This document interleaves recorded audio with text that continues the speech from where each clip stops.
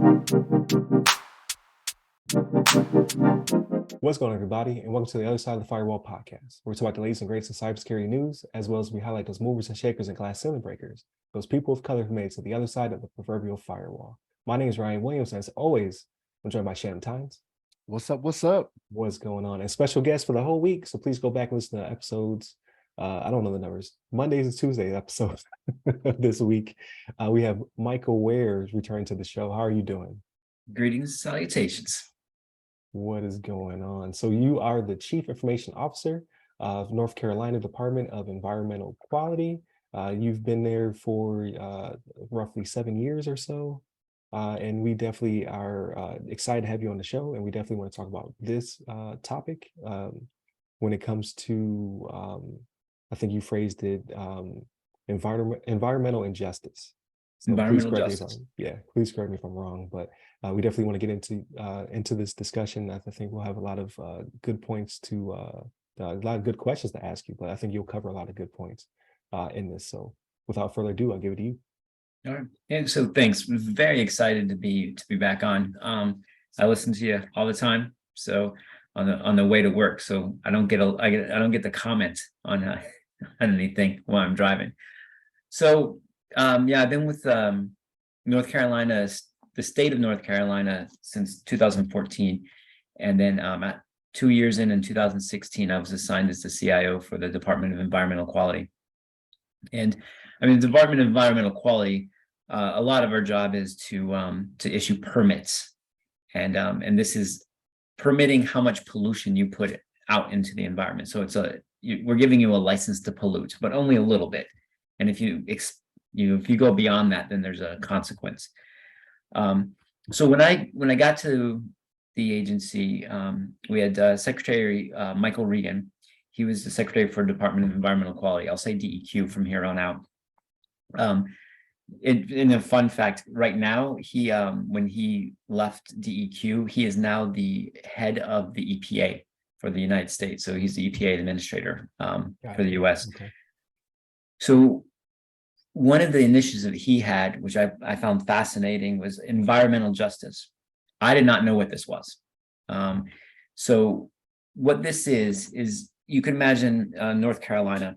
We'll do some visuals in your head and some vernacular. So let's start with the vernacular. So a hog lagoon, that is a very nice term for where the urine and feces go from hogs.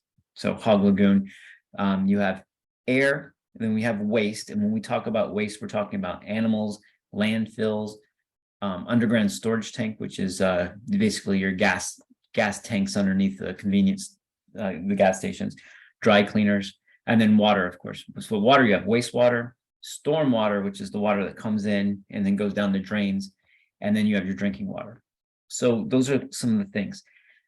So what happens is, you have a town. So imagine Stardew Valley, right? You've got this nice little town, and a factory comes in and says, we're going to put some smoke, we're going to make some stuff, and we're going to pollute the air.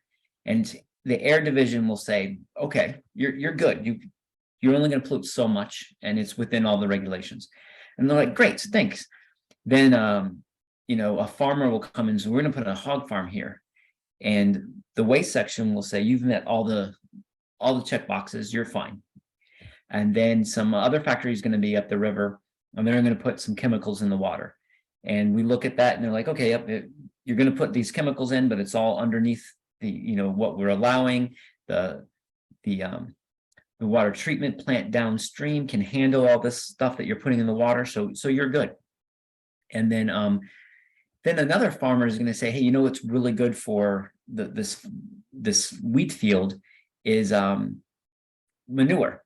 A great place to get that is this hog lagoon, and we just put it into the water, and they actually use that in the sprinkler, right, and put it out into the field. You can imagine that may not smell great. Now, each one of these activities met all the requirements, federal law, state law, and all the regulations. However, now Stardew Valley has all of these things in it. And so when you look at them individually, they don't add up to anything that's wrong. But when you look at it collectively, what you have done to this Stardew Valley is now the stink from the hog farm and the fertilizer that's being sprayed out, then the air pollution, and then the water coming downstream. Now you have really kind of put too much into this. And imagine it's not just one air point of pollution or one water pollution. There's quite a few. And so trying to look at that. Now, what happens is if the people of that town will say, we don't like this, but they do not, they're generally underrepresented and under the poverty level. So they don't have any monetary means or political means to really push back. And so, so you'll just get a whole bunch of things. So what we do is we have a GIS team, and what we started to is trying to work with the divisions that put maps together. And I think one of the things that I saw that's not a public product, so I can't share this, but can you imagine state of North Carolina, and you have a map, and then you look at the map and you like, okay, all these areas in the dark brown areas, these are places that are under the poverty line. Then if you take, now North Carolina is one of the leading places in the US for hog farms, and you take a layer and put all the hog farms on top of that same map, they're all going to be in those areas that are in the poverty line.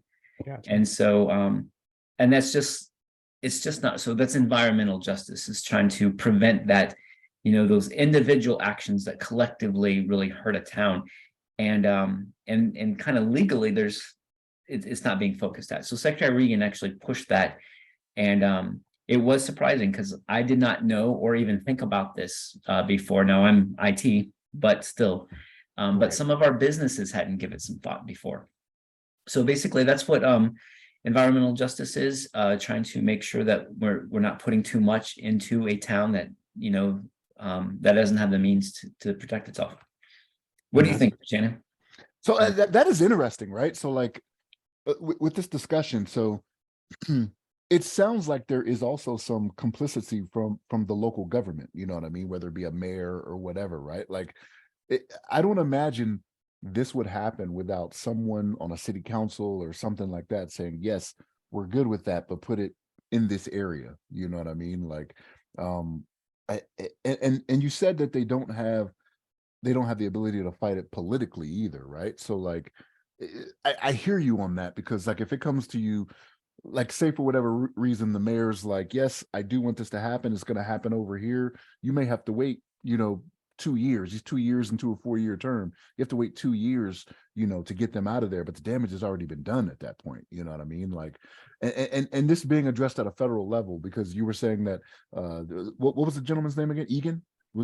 Secretary Michael Regan. Regan. So him starting there where you were when you started in at a federal level, like the fact that it's going to get addressed at a federal level, I mean, that's great. But like, here's the thing.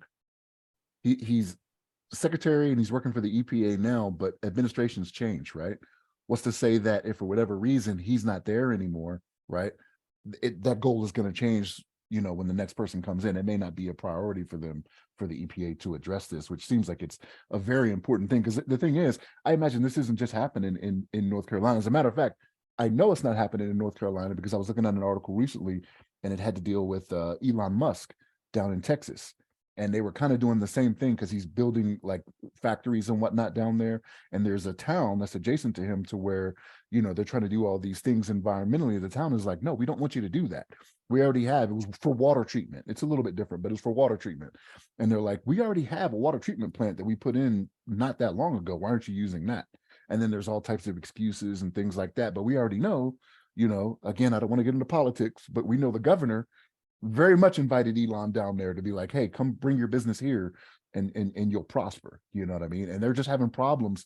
They're having problems dealing with his company, trying to get them to comply like they need to when it comes to environmental things. So yeah, this is definitely going to be a problem that needs to be dealt with, and is going, as we start looking around the nation now, like it's one of those things where we have these companies that are getting bigger and bigger, and then they want to go to all these different places, like they want to expand, you know what I mean? So like, right. They want to expand to places that are cheap. Right? Exactly. So you're going to buy a property that's very inexpensive. Yep. And Yep. then what do? Like in your case, you say Elon wants to build, another water treatment plant, probably because of like I'm big into EVs. Like I don't have one yet, but I do want one. But I understand that the waste that comes from manufacturing, humongous batteries is not great for the environment. Right. And it comes at a cost, right? Like especially to ship those precious minerals from other countries, right? You're doing more pollution than you're solving sometimes. And I'm sure they'll get better at it. But if you invite Elon anywhere, that's on you because he's going to do what he wants to do. But so I did hear of this, but not this specific initiative. Like we kind of talked about it offline, where I read an article a few years back that dealt with nuclear waste, right? So like when they move nuclear waste from a nuclear power plant, I guess when rods are expended, or I don't know, I'm not a physicist. Uh, but when the waste material needs to be removed from the factory, they encase it in cement. They call it wishbone because of its shape. It looks like a wishbone. Um, they ship it via freight or whatever. It does not go through affluent neighborhoods. They do not want it because, like, what if it breaks down? What if it were to fall off the truck? What if someone were to attack it because it becomes a dirty bomb? So they usually send it through impoverished areas, and I thought that was crazy because again, like you said, Mike, those people are not typically their constituents. They don't have a say. They don't have a vote. They don't have that. They're kind of powerless. So let's send it through that neighborhood because we're going to get less pushback, as opposed to sending it through the suburbs where they're like, no, you absolutely not ship this thing, which should be safe, right? Because it meets all federal regulations. It's encased in concrete. But even just the thought of something happening that is very unlikely, they're like, no, you're not going to take this particular route. You'll go out of your way to go through the poor neighborhood than to come through the rich neighborhood. So it's good to see that this initiative is actually happening. I did catch your Stardew Valley reference. I have to bring that up. Good job, sir. So it's crazy that it has to exist, right? Like no one's put because I'm sure people in high places did put the map together in their head. Like it would absolutely not go through my constituents neighborhoods. It will go here. But no one has collectively taken all that information and, like you said, made a map where it shows concentration. Like, okay, like everything is going here. Like it may be good. It may meet federal regulations. However, concentration, and not only that, but who wants to live? When I was in Mountain Home, who wants to live by the Simplot farm, right? Like, Right. like when the wind would shift and you could smell the hog farm. You're like, I don't want to live here. I don't want to buy property here because it's like living next to a paper mill. No one wants that either. And typically those are not in suburbs, right? Like you're not going to build a paper mill around $1 million homes. That's not going to happen because it's going to take down the property value, and those people will complain. So that's great that you're actually able to do something about it. But like Shannon said, hopefully it continues. Like we talked about last episode with budget cuts, right? Hopefully those don't creep in, because yeah, nobody wants to live in an area that is concentrated with wastewater, things of that nature. So I'm glad someone is paying attention as opposed to everybody, covering their eyes up. My question would be, has that allowed the stoppage of things being built, right? Like has anybody in your time there seen the concentration, like, okay, we want to put another like some sort of waste, like you said, you called it a hog lagoon, which it blows my mind how they make these names up to cover up things that people don't want. Has it ever worked in the favor of that area where it's like, no, you can't build another one of these? So I cannot answer that. Gotcha. Again, But it I is don't, being monitored. yeah, I don't do the permitting, and Gotcha. there's also very heavy political slant on this, but we do make sure that we support the tools, GIS tools. That's kind of my thing. But when we talk about environmental quality, this is one of the things. Again, I think I wanted to talk about this as a subject, because I had not thought about it. Not that I think I'm super brilliant or anything, but it's amazing to me how I'm half a century old, and I had not, this has never even crossed my mind. Now, I'm Right. not an environmentalist, but when I heard about it, I was like, oh, yeah, that seems like something we should look at. Right. Um, Yeah. so And I think that that is becoming more prevalent, right? I know I'm being optimistic and what have you, but I've seen lots of articles and documentaries where people are actually going through and trying to figure out what is going on in these areas, like where I grew up, right? So I'm from Buffalo, New York. I currently live in Florida, but where I grew up, we had to, like, I remember like really early as a child, walking with my grandmother to the bank, right? There was no banks in our area. This is something that you don't really think about. But like my area was nothing but, check cashing places, and there were no payday loans yet. I don't think that existed. But now if I go back home, that is the case. In the areas that weren't like, so the area is becoming gentrified, right? So I grew up in what's called the Kensington Langfield projects, Ken Lane projects in Buffalo, is where I grew up for a decade of my life. There were no banks. There were no supermarkets. There were a lot of things in that area. Nowadays we have a name for it. We call it the food desert, right? Where you don't have access to produce and things of that nature. You just have a bunch of Dollar uh, Trees, Dollar yeah, yeah, restaurant, like not even restaurant, like fast food places, check cashing places, liquor stores, things of that nature. Now we have titles for it, but back then it was just opportunity, right? Like they try, like some people try to phrase it like, well, they bring in business for the things that people want. But that's not always the case. Like you talk about the hog lagoons and things of that nature. No, these areas are taken advantage of, like as opposed to because we still needed a bank. Like it wasn't like we didn't need to go to the bank. We just had to walk a couple miles to get to it, right? But there was a check cashing place that was, would take a portion of your check if you try to cash it there, as opposed to invest and save it in the area, right? It's target of opportunity. They're like, well, we can take advantage of this scenario and do X, Y, and Z. Now in the 2020s, like there's a spotlight on it, right? Like people are bringing it to people's attention. Like, how come there's no Whole Foods in these areas? Like you see maps that are inverse. You see all the Whole Foods, or you see all of the Trader Joe's or whatever else you want to call.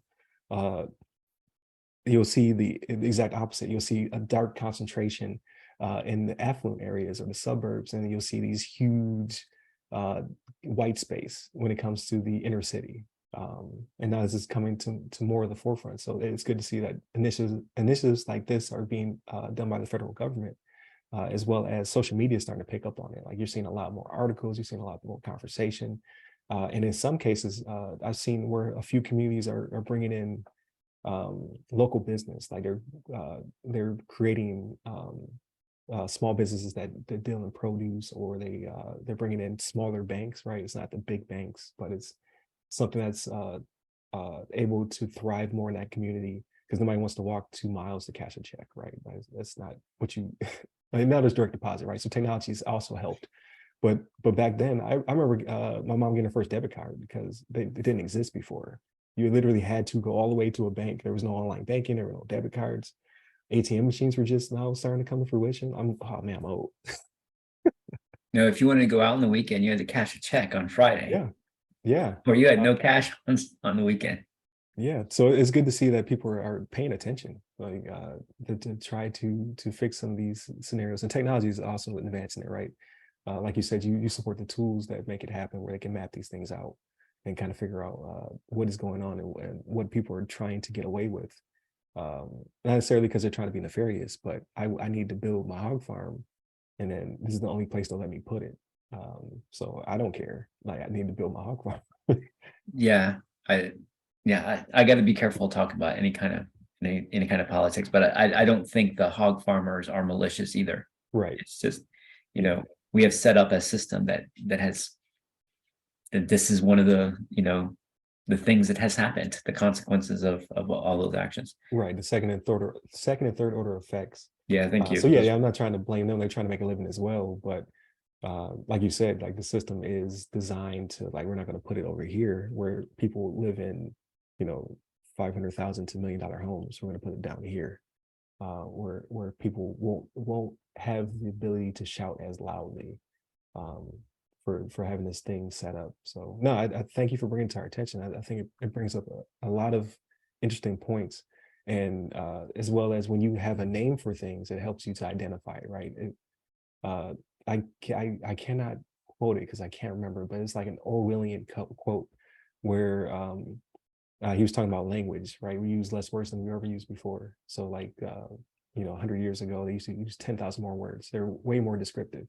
But as time went on, we're starting to lose the ability to have dialogue about things because we simply don't have the vocabulary to speak about it. So it's good to see. Some people will say, people are getting too conscious about things, or people are driving the point home too much, or they're complaining too much, yada yada yada. But if you don't have a name for something, so now we have food deserts, we have pollution and justice, like we have titles and names for things so we can describe them, and you can express to someone that this is not right. So I think it's a great initiative. And just on the off chance that the current Secretary Elizabeth Beiser watches or listens to this, I do want to say when Secretary Regan went up to the APA, she hit it just as hard, if not harder, to continue to support environmental justice. So Yeah, the changes in the leadership at DEQ are still committed to this effort. Now, what awesome. happens at the governor level and higher, that is what it is. Right. People need to go out and vote, right? Like we always talk about that as well, like not on this show, but just in general, like more people vote for American Idol than they vote for their local government, which blows my mind, right? I shy away from politics. Like this upcoming year is gonna be rough. Like TV will be nothing but politics, but you have to pay attention. Like if you're not paying attention, then you can't make any type of change. So it is what it is. But I appreciate you thinking that somebody's going to listen to the show. of such a threat. I always joke like we have like 5 listeners, you being one of them, right? But we do have a few more than 5. But yeah, thank you for definitely coming on the show. We appreciate your employer for allowing you to come on and speak to us about such matters and initiatives. Actually, we can squeeze one more in if you have the time. I know you wanted to potentially talk about bringing broadband. I can't speak. Bringing broadband to rural areas. So we can talk about that for a couple minutes as well. Okay, so I'm the CIO for Department of Environmental Quality. So I do all the IT for that agency. That I am assigned, or I'm employed by the Department of Information Technology. And one of the things that they're working on, just to highlight what we're doing in North Carolina, is we have a broadband office. So as you are very well aware, COVID showed us a lot of things on a number of different levels. But one of the things was remote work. Yay, good for the most part, right? Unless you're in a rural area that didn't have any, high-speed internet access.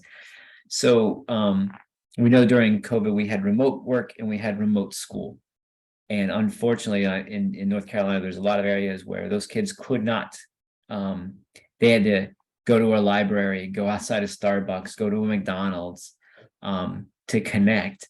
And then what we found was in some areas, people couldn't afford a device.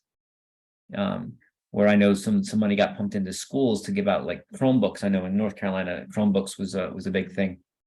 But so there were a lot of gaps. So we got some of this stuff figured out, but now we realize that there's this huge gap. So there's the broadband initiative, and that was taken off, but with ARPA, American Rescue Plan Act, that provided at least North Carolina $1.3 billion, $1 billion, excuse me, to support infrastructure and grants for broadband. And so our broadband office has really been taken off on that one. Is not only is it for the infrastructure to provide it, but also for helping people with devices, paying their monthly connection, and also a literacy program, which is $50 billion or 50 million with an M, 50 million for digital literacy. And now I'm not seeing any of those plans. I'm not deep into the details of that, but that is for some of the older generation who I mean, we're getting, social engineered and scammed, right? That is a big deal. And then also basically like, this is a computer, this is the internet, this is how you connect, and then you can get online. So I'm very happy with how that's going. We taking advantage of a lot of the money that the federal government gave. And I sat on quite a few of these things, and it's very hard. Like, you can throw money at it, but you need a community. So we need the private sector to come together. And so it's not just grants, but trying to give grants and opportunities for the private sector to say, I'm not going to build infrastructure in this area. There's no money in it for me. So how can, we give you some money to subsidize some of that. Taking to, I think it's 150, if you're 150% above the poverty level. Sorry, I should have got that straight earlier. And targeted groups can get grants for either subsidizing or completely paying for their internet connection, or at least and then dropping it down to $30 per month. There's a whole list of groups, veterans, elderly, people in poverty. So there's a whole lot of things going on there to try to improve that gap. And I'm pretty proud to work for the state that's doing that, and at least trying to tackle that. No, that's a great initiative. So I didn't even think about it until I think it was last year. It's either last year or a year and a half ago. So the pandemic hit. I'm in Florida with my family. They shut schools down. Florida did not close down as much as some states, right? Like they stayed relatively open, but we were like, no, if I don't have to leave the house, I'm not going to. And I was still in the military at the time. My job was to travel. Obviously, there was no more travel, right? I came back home from Israel, and like right when it happened, like it was like January, and then February is when they figured out like, oh, COVID is here. So it came to a screeching halt. So like all of my trips, I would leave probably for a week every month and a half. All that was shut down. So my workload went down to like a quarter of what I'm just writing reports at this point, right? Just trying to book exercises for the following year, thinking COVID will be over. Like, oh, COVID 6 months. Like that was not the case. But so I say that because I was privileged enough to be able to stay home with the kids who had to flip to remote school. And my youngest was a first grader. Yeah, I think he was, no, he was a kindergartner. Yeah. So I want to say it was kindergarten was remote, and that was super tough.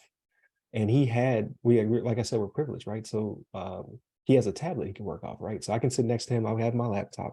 He has his tablet.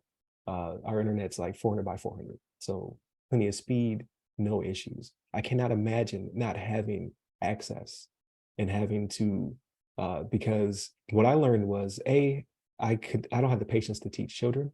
So because the teacher can only do so much, then you have to actually assist, right? So like I'm struggling because I know how math works, but I don't know the mechanics of teaching a child math. Like it's extremely, like, shout out to teachers. Like they need to be paid so much more money than they're being paid. But the frustration of your child who is trying to pick up the mechanics and you not able to teach like the teacher can teach, right? I can only see how that can be exasperated by not having access to even do it from your home, right? I need to go, like you said, to a Starbucks or to a library, like so that like you said, COVID taught us a lot. Like that's definitely something that needs to be pushed, because I can't imagine that being a good experience for children. Or in the case, like I was able to work from home. Like if you're not able to work from home, do you just go to work and get sick? Like how does that work, right? Because you don't have broadband in your home. I can't even remember not having broadband. I would have to go all the way back to my first duty station, Mount Homer Air Force Base in Idaho. They had ADSL. It is so slow comparatively, right? Like now, like I said, like we got Wi-Fi in the house. I can't imagine not having that in my home readily available for an affordable price. So that's a huge initiative. And that would probably open up opportunities, like not only for school, but also, like you said, for remote work. Like you have people who will be able to do it from home. I don't want to take everything. I'll give it to Shannon. No. You were going down a good path, and a path that I was going to venture into as well. Like, so for the school thing, like, yes, that was something that affected a lot of children, just didn't have the resources like you were talking about, Mike. You know what I mean? But also for people, not just to remote work, but to even seek out job opportunities. Because now, how do you do it? You don't go to an unemployment office, walk into an unemployment office and do paper. You do it all online, right? And when it comes to rural areas, these are areas that have lost whatever may have been their livelihood, whether it be coal mines or something that was more along the lines that we are not seeing as much of in America. You know what I mean? So there has been a push, from the current administration. Again, I've said this every episode now, I don't want to get into politics, but to push new skills in these different rural areas that are suffered from losing, whatever they may have been doing, mining of any type of minerals or coal or whatever, for them to get kind of into the 21st century. So in order to do that, you have to provide them with broadband so they're able to do that. So they are able to, whether it be work remotely or to even apply for those jobs, or to be in a situation where you can attract these big companies that are like, I don't want to go there. There's nothing there. It's a town of 5,000 people. Well, I don't want to invest there. You know what I mean? But if you start bringing broadband in, there's more that they can do for those big corporations to make it worth their time, Yeah, definitely. Just when it comes to training, interviews, like people don't interview in real life anymore, right? They do, but I'm just saying, like, for the most part, a lot of your interviews are conducted online. So to say that, hey, I don't have it, like, does that hurt you in the interview process? And then I was actually like, to call back something I talked about way back at the beginning of the show, online banking and investing, right? If you don't have the means to access your money from a direct deposit and things of that nature easily, that's also a privilege that we have, having broadband and things of that nature. And then I did like that you brought up literacy. So the reason that I was going to say this didn't come to my attention until a year and a half ago is I taught a introduction to networking and IT for business course when I was over in Turkey for UMGC. And in it talks about the disparity in technology. Like, there's a technology gap between the haves and have-nots. It's only getting bigger. So this falls right into that. Like, I didn't even think about that, because I went, it's a paradigm shift, right? Like, so when I was a child, we didn't have necessarily the internet, right? Like, the internet came on a disc when I made it to high school. Like, now my kids don't even understand. Like, I talk about things, they like, what are you even talking about? Like, the internet noise. They like, that's a meme to them, but no, it's a real thing. Like, when your dial-up modem would scream at you as it dialed into things, if I picked up the phone, it would hang up my internet connection. It's just like, what? What's a landline? I'm sorry, Ryan. I have to say, the first time I went to someone's house who had a cable modem, I thought it was magic. I thought he was scamming us. I was like, no, you got these pages loaded in cache. There's no way it's that fast. Right. He's using, like, what was it? It was a net zero. He used to cache pages. So wait, because it was faster internet that way.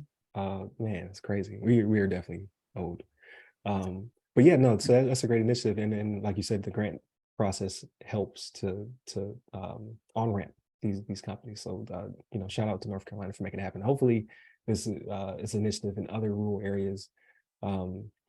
My area of Florida used to be rural. It's no longer, right? Like, they're building a car wash in every corner. It's crazy to me. Like, that's a thing. I don't know why. But to say few counties over, they are a little bit more rural still. But they do have access to broadband, right? So it's not as pervasive here, but I can see in a North Carolina, or as you get closer to the heartland, right, where things are further and further apart, there's a lot of money that has to be invested in order to build that infrastructure. And like Shannon said, if you're a town of 5,000, why is Google coming there, right? Oh, yeah. To what end? No, So you look at someplace, West Virginia, or any other kind of not only is it the poverty level, but it's the hills.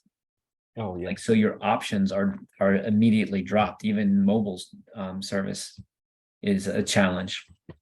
No, that makes sense. Yeah, was it Charleston, West Virginia? I think that's in West Virginia. Yeah, I had no cell service. I was there for a week, unable to reach my family.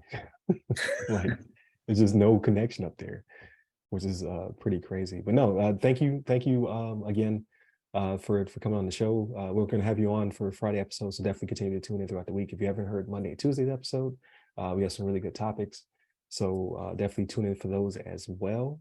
Hit up the show by our podcast name. So you Google us, you'll find the show. We're on every podcast platform you could think of.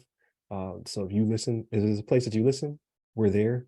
You can hit up Mike Ware at I'm gonna try to get this right this time. Mike Ware 45 on Twitter. Right. Nailed it. There it is. See, it only took 3 episodes to get there. You can hit me up personally. I'm at RyRy Security Guy. That's RYRY Security Guy. You can find me on LinkedIn, Clubhouse, and Twitter. Stay safe, stay secure.